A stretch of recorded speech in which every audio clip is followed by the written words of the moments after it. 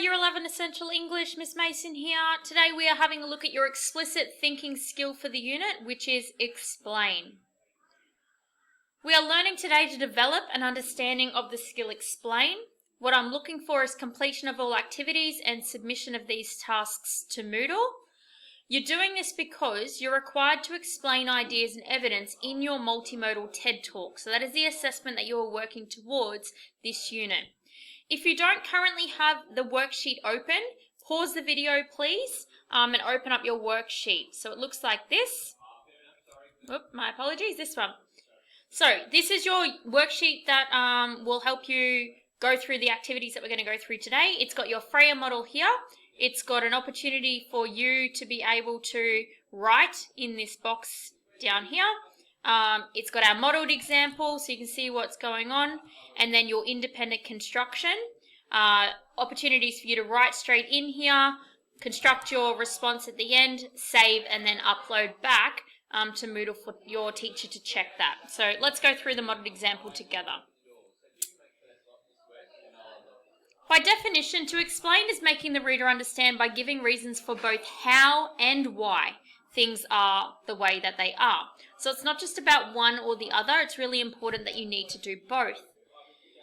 Our Freya model, facts and characteristics of the skill explain, as we said, is about stating how and why. You want to give an account for reasons, you want to explain the meaning or justify by providing sound and logical evidence for your decision or conclusion. So it's about evidence. That's the how and the why. It's about using information to explain your point of view.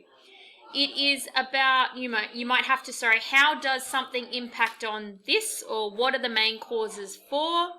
It's not just yes-no statements. It's not just simply answering a question but not providing the evidence to back it up. So that's the claims without backing, statements without reasoning. So let's have a look at an application of the skill explain. Question 1. Research suggests that you have a greater chance of obtaining a job you need to have, let me start again there. Research suggests that to have a greater chance of obtaining a job, you need to have relevant occupational skills or evidence of past experience. Explain why this is advantageous. So why is this beneficial? So we've got our task question here. It's talking about two things. It's talking about the relevant occupational skills and it's talking about past experience. So here we have a graphic organizer. It's a cause and effect graphic organizer. So the causes are relevant skills and the effects of having relevant skills are that you can make a positive contribution to the work environment. You don't require specific training and you can start your duties immediately, and you're more appealing for an employer.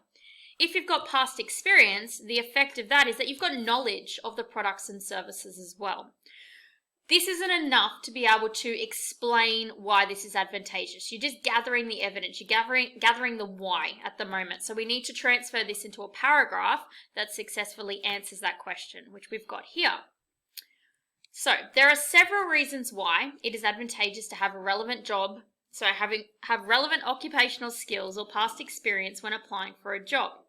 To put it simply, having relevant skills ensures that you can make a positive contribution to the work environment. As a result of this, you don't require specific training and can start duties immediately. For this reason, you're more appealing to the employer. Additionally, having past experience also affects your employability, as a knowledge of products and services is valuable to the workplace. Consequently, having relevant skills and past experience is useful when applying for jobs. You'll see here that I have successfully explained why it's advantageous to have these skills, and I've utilized sentence starters, they're the yellow, and connectives in my writing to create greater cohesion. These sentence starters and connectives come from your Blue Book handout, okay, which is here. It's the last page of your handout in your worksheet. So these are the sentence starters and the connectives, and I've chosen some specific ones that I think are going to assist me in creating my point of view. You do not have to start every sentence with a sentence starter. As you'll notice here, I've used some connectives to start sentences because they just fit better with what I'm trying to say. We're going to have a go at you doing it now independently. So your independent task is here. You've got question 2. Research suggests that to have a greater chance of obtaining a job, you'll need to be well prepared for an interview. by having knowledge of the company and your own skills, presenting yourself with confidence, and speaking with a clear and appropriate tone. So, similar question, except now we're having a look at interview, and we've got some set criteria here, some causes, and we need you to identify the effects. So you're going to complete the cause effect graphic organizer and then use that information to write a paragraph to explain your response using your sentence starters and your connectives.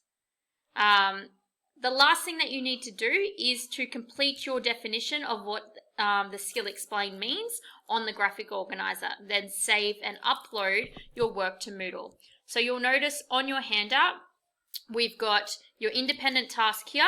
The second page has those causes identified, and you can simply type straight into these boxes, okay?